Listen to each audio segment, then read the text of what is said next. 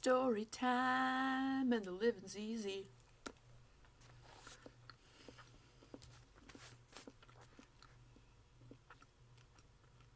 So important to have a good amount of coffee and chocolate, or sparkling water, or whatever is your poison. Welcome back to Story Time with Ophelia and Leon. I think we are now on chapter 17, ? This chapter is called The Safe House. The second level of the old factory floor is bustling and warm. Carpets are thrown down over the linoleum squares. Old offices are converted into sleeping and sitting rooms. There's a huge kitchen in the middle with long, large dining tables and mismatched chairs of every color. There's a girl at the refrigerator, another stirring a bubbling pot, and many other girls sitting on most surfaces or lying on their bellies playing board games. They look up, but take little notice of us. A girl stumbles in from a back room, arms full of laundry, and drops the mountain on the longest table. She pokes another girl in the ribs until she rises to help roll, sort, and fold. I tense in their comfortable air and tuck my weapons as far as I can into my belt. The new girl, Cherry, scoots away from us and inserts herself into a board game that is already in progress on the floor. The other players enthusiastically hand her a pile of shiny plastic pegs and laugh when she plops one down on the mat and takes a handful of somebody else's pegs all on her first move. They laugh and cheer. I tilt my head in wonder. All of my game pegs had always been made out of splintering same-colored wood. All of the pots in this house had copper bottoms, and the soap resting in brand-new ceramic containers. There's an open jar of crabapple sauce on the table, a spoon propped casually under the lid. I can see Mom pacing in front of the stove, using her nose to tell whether or not the next batch is done. I swallow hard. Somebody clears her throat nearby. It's Kite. Kite and Carl are talking to me. I try to give them my attention. Ophelia! Kite waits for my gaze to settle on her. This is Carlos. Oh! I nod. French. Carlos smiles politely. Kite speaks through her teeth. No, silly. This is another language. My language. Spanish. Espanol. From the south. La lengua de mi Dios. My eyes follow the plump children again. A little girl sprints past me and plunges the crabapple sauce spoon into her mouth before anyone can stop her. Her eyes light up and she reaches for more, her hands getting slapped by the teenage cook. I said, Kite clears her throat, I think we should work with this lovely man. What? I say. Work? An older girl helps the little girl by her pot-bellied waist as she squirms and tries to escape having the sweet stickiness scrubbed from her face. We can't just let bait buyers keep getting away with it, selling all of these girls, Kite insists. Yeah, of course not. That's why I bombed the auction where I met Carlos, I say. Oh, don't be so savage. Kite grips my arm a little too hard. Carlos laughs and hangs his hat from the back of a chair, revealing his short, shiny, dark curls. They look slippery and soft, glinting with the same shimmer as the little girl at the sink, the same as Kite. I almost reach out to touch them. Well, it was very impressive, Carlos chuckles to me. Ophelia and a friend of hers attacked the auction. Bottles flaming, axes flying. They really showed that boss who was in charge. Of course, after I helped them escape, it became impossible for me to buy more girls in order to save them. But it was a noble gesture, Ophelia. You'll have to forgive Ophelia, Kite says. She means well, but she's a little bit backwards. Hands dried, the little tot with matching curls is released to charge back into an art project, streaking like a comet, yanking off her sweater as she runs. It's really no problem, Carlos assures Kite. I've got a full house here anyway. Not much more room for now. Would you like a tour? Por supuesto. Kite bows to him and hisses to me. Don't mess this up. Don't do anything sudden. Just look at this place. We have got to get in on this. He's loaded. In on this? Loaded? I shake myself out of it. Why does he keep all these little girls? He feeds them, and they keep each other cozy. But why? How do we know we can trust him? I ask Kite. He seems okay, but he wasn't fighting for the girls. He was just buying them until we showed up. Look at him, Ophelia. Okay, so doing voices definitely lose my place on the page. Look at him, Ophelia. Obviously he's respectable. No, it's okay, Carlos folds his hands. I can explain myself. My family was rich before the plague. When I met my wife, a nurse, my family scoffed at her involvement with the masses. They thought she was dirty for interacting with regular people. I thought she was beautiful and smart and generous.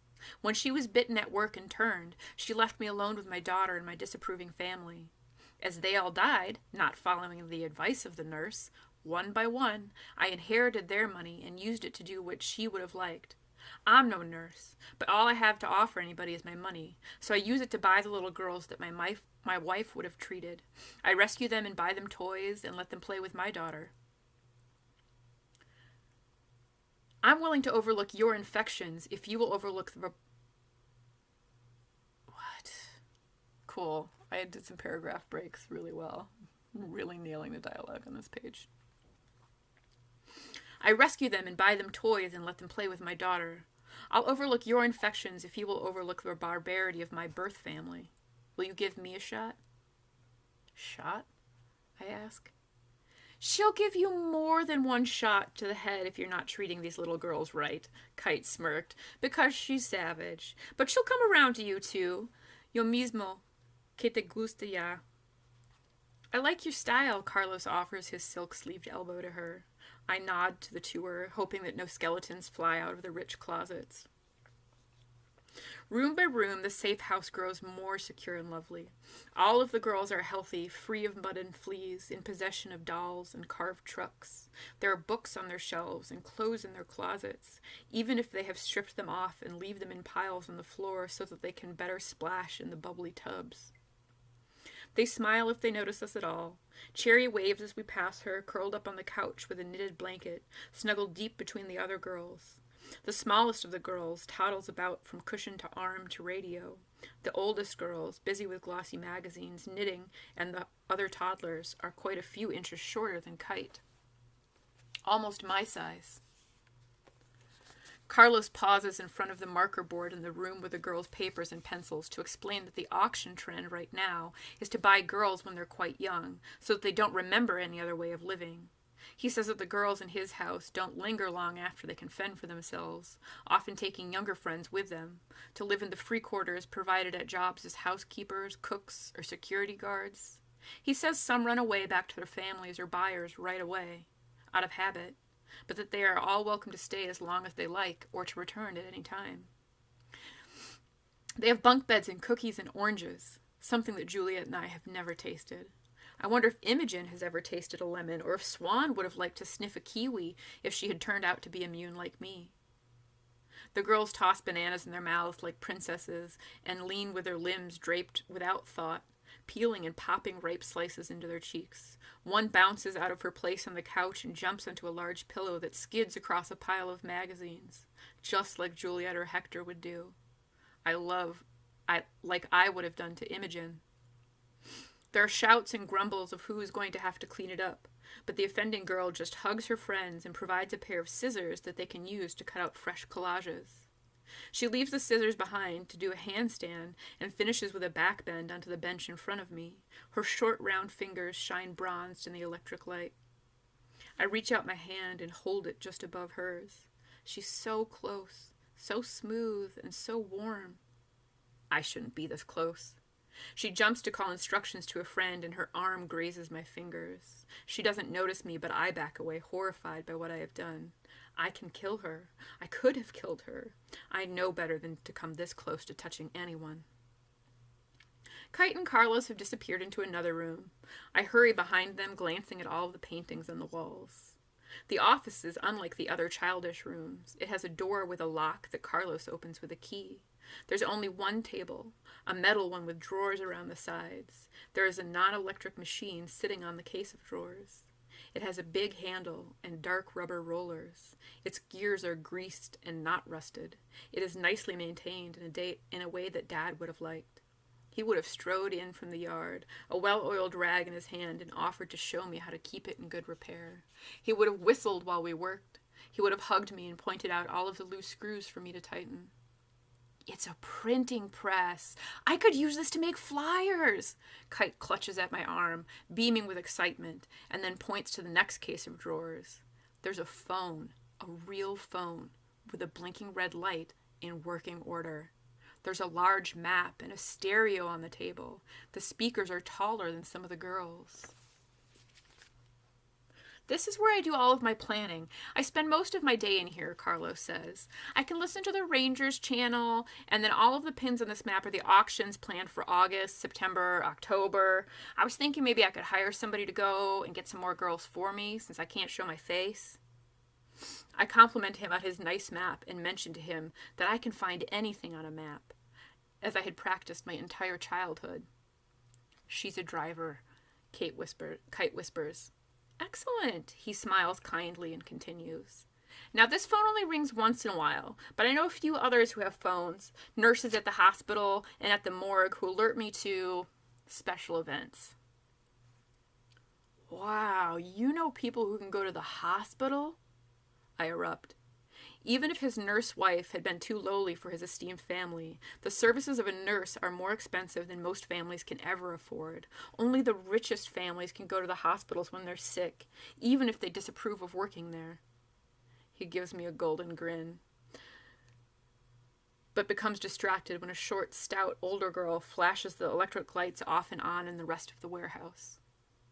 Bedtime! Lights out in half an hour! Get your pajamas! Brush your teeth! Spit out your gum! Bedtime! It is bedtime! Bedtime! She calls. Smaller girls squeal and run in every direction, their arms in the air. I gurgle with delight. I want to chase them and crawl into a cozy bed and listen to human stories, to teach them about tightening screws and teaching them about smashing heads. One of the silliest girls latches herself onto Kite's leg, an assumed protector from sleepiness and bedtime. Kite looks down at her leg and shakes it lightly, with her lip curled in distaste. The girl runs away and ducks behind a long sweeping curtain, her toes sticking out. Thank you for the tour, Carlos. We best get out of your way for the night. Kite edges towards the door with a sour look on her face. Carlos insists that we couldn't be in the way, and he makes no moves to supervise bedtime himself, but he shows us to the door nonetheless. Kite and Carlos kiss each other's cheeks goodbye several times. I twitch as her gray face brushes his copper ear. I never would dare to touch his bare skin so casually. Doesn't she know that she could only touch other zombies? She could get him killed. The door clicks heavily behind us, cutting off the cozy glow. I'm happy to note through the darkness that all 8 of the locks are fortified from the inside with bolts and gears. They click and roll, locking us outside together. Kite prances nimbly down the stairs. She grabs my hand and holds it tightly as we walk. Can you believe this? She titters. This is so cool. I like the safe house, but why are we going to work with him if all he does is buy little girls? Shouldn't we do more? I ask. Stop being so simple. Use that melted brain of yours. You can't just run around attacking things all the time. You're going to have to learn some activism, some community outreach, some coalition building. Carlos will be a great resource for us. I can feel her polished nails against my wrist. I tingle with a solid contact. I'm not going to let go until she does. We can't make each other sick. But what does he have to offer them besides money? Shouldn't he find those girls' families? Geez, Ophelia, let it go. Old money is all anybody needs. He is rich. A club in every hand, cash in every pocket. Not everybody wants to talk about their shitty ex-family constantly, you know. I want to talk about my family who didn't really fail to see my immunity, who hadn't even seen me or failed to finish me, who might be missing me right now, who might welcome me back if I could find a real cure. My family who had, in the past, when I had more feelings and could touch people, taught me to bake crab apples, to repair drive shafts, and crank the gears of any machine. When I could hold my family on my lap and tell them stories that we all knew. I grip Kite's hand more tightly and lean my head against her radiating shoulder. She winces away. Ugh, you're so scratchy and pointy with all those little kid braids. Do you like your hair this way? That's how my mom used to do it. Well, let's turn you into something besides a baby, Kite says. You act like a homo, we might as well make you look like one. Homo? She drags me upstairs and slams me into my chair, her bright red nails digging into my shoulder as she beams from behind me with a pair of scissors. I don't care how hard she makes me tingle, as long as she stays near. I sit still and quiet, looking up at her past the shearing blades. If she cuts me and I bleed on her, it's okay. She won't die. I can't make her sick. She could cut me. Her knuckles brush against my face as she trims. My twisted familiar locks fall all around us on the floor, the tiny shards tingling and itching on my skin, while Kite stomps around me, cutting until my scalp can feel the draft. When she's done, my head feels naked. She pokes and prods me until I stand, squinting in front of the unhidden bathroom mirror. There, now you look better, she says. Open your eyes and see. I don't look quite like me. I don't have long enough hair to make braids or clip any barrettes. Those are all for Juliet now. I look like a grown-up. I must be 17 by now, not a child with pigtails and an axe too big for her britches. I stand up very, very straight, and I frown seriously. I flex my muscles. She kisses my bare forehead, no longer hidden by coiled ropes of hair. Good, isn't it? You look like a hot tart. Very adult. She pushes me out of the bathroom. Now get out of here. You got bristles all over me and I have to shower. I lean against the closed bathroom door, feeling the spot where she has kissed my forehead, listening to her turn the tap on to its full trickle, staring down at the pile of her removed clothes, her unbuttoned shirt slumped over her limp denim shorts and lacy polka dot undershorts, all scented with her lavender oil. I scratch my chin, where a flea has bitten me a few days earlier. I sniff my arms, musty and covered in trimmings. I bet the flea died when it bit me. Maybe I should shower too. I knock on the door. It thuds loudly, ringing with my presence. May I come in? Yeah, of course. I turn the knob. Wet, heavy air wraps around me. I step inside and shut the door behind me. I stood very still on the dingy tile. She slides the curtain to the side and pokes her head out. What do you want? You need to shower off your trimmings? I lean in and kiss her forehead like she had kissed mine. Thank you, I blush. Oh, wow, she says. You are a homo. She claps her hands lightly and then she touches me again, first with her fingertips and then with her lips. She claps her hands lightly. Oh, cool. She puts her wet lavender-covered mouth on my slimy gray-green one. I don't pull away. I push my face harder against hers, moaning, and she moans in return. We both rattle. She wraps her hands around my arms, giving them tight squeezes. She puts her hands on my back and squishes my whole torso. She hugs me with her naked arms and gets my shirts all wet while we kiss and kiss and kiss until my lips tingle too. My fingers leave marks where I grip her sides. I let her run her fingers along the bottom of my shirts. She breathes against my cheek. She pulls up my first shirt. In a fit of glee, I pull off my next 2 shirts and giggle with her. I unbutton my jeans. I toe off my socks. I remove my last shirt, and then my underwear. I am naked with her. I close my eyes and let her touch my armpits. Her fingers are hot and wet. I climb into the shower. We stand in front of each other. And then our skin touches from head to toe. Head to toe. So much skin. Ankles, knees, everything touching. The whole length of our bodies.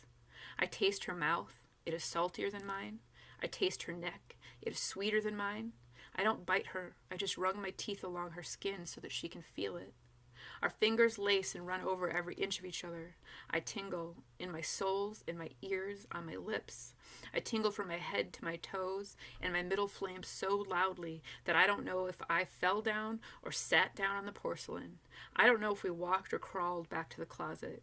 I can't tell which way is up when our knees knock and my spine tingles and we fall asleep in a tangled heap. This isn't the front seat of a car. We aren't breeding. We aren't working to make sure that anyone else exists or to save anyone else. We're just making and saving each other, touching who we can, hard enough to feel the pressure, hard enough to feel what heat we can create. We can take care of each other. I definitely forgot that I wrote a lesbian zombie shower sex scene. That lost my place on the page as well. You're welcome. Hot, queer, zombie sex in the shower.